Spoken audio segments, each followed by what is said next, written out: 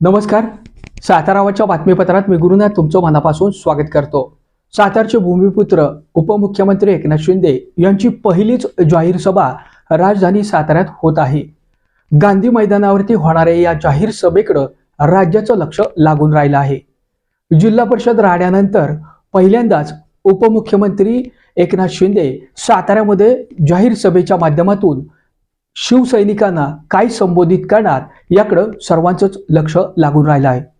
खरं तर जिल्हा परिषद राड्यामध्ये शिवसेनेच्या आमदारांच्या पत्नी या जिल्हा परिषदेच्या जिल्हाध्यक्ष म्हणून भारतीय जनता पक्षाच्या माध्यमातून विराजमान झाल्या आहेत. एकूणच या सर्व घटना घडामोडी तसेच पालकमंत्री नामदार शंभूराज देसाई यांना जिल्हा परिषदेमध्ये मिळालेली वागणूक, शिवसेना आणि राष्ट्रवादीवरती झालेला अन्याय या अनुषंगानं राज्याचे उपमुख्यमंत्री एकनाथ शिंदे नेमकं काय बोलणार याकडे सर्वांचंच लक्ष लागून राहिलं आहे. महायुतीमध्ये असताना देखील नेमकं या पद्धतीमध्ये मिळत असलेल्या वागणुकीच्या अनुषंगानं सर्वांचंच लक्ष एकनाथ शिंदेच्या भूमिकेकडे लागून राहिलं आहे. दरम्यान शिवसेनेचे आमदार महेश शिंदे यांनी या सभेमध्ये जाण्यास टाळलं आहे. या संदर्भात माध्यमांशी बोलताना त्यांनी आपण या सभेला जाणार नसल्याचं कारण समोर केलेलं आहे. आपल्याला वेळोवेळी डावललं जात असल्याची भूमिका विशद करून आमदार महेश शिंदे यांनी खरं तर उपमुख्यमंत्री एकनाथ शिंदेसोबत या सभेला जाऊन त्याचे दूरगामी परिणाम होऊ नये याची कटाक्षानं काळजी घेतल्यामुळं स्वतःहूनच या सभेला जाण्याचं टाळलेलं आहे.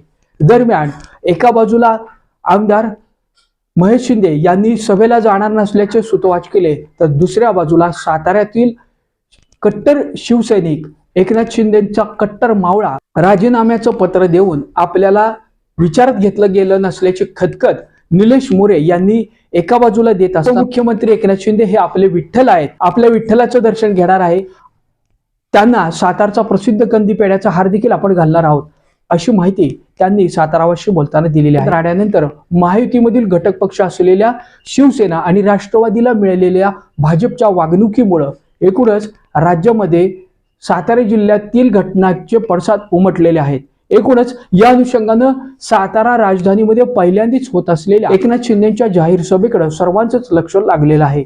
दरम्यान या सभेला स्वतःहून येणार नसल्याचं आमदार महेश शिंदे यांनी जाहीर केल्यामुळं निश्चित स्वरूपात जिल्हा परिषद राड्याचे पडसाद जाहीर सभेमध्ये निश्चितच उमटणार नसल्याचं एक चित्र आता स्पष्ट झालेलं आहे. कदाचित याची खबरदारी वरिष्ठ पातळीवरती घेतली गेल्या असल्याच्या चर्चा आता राजकीय वर्तुळात सुरू झालेल्या आहे.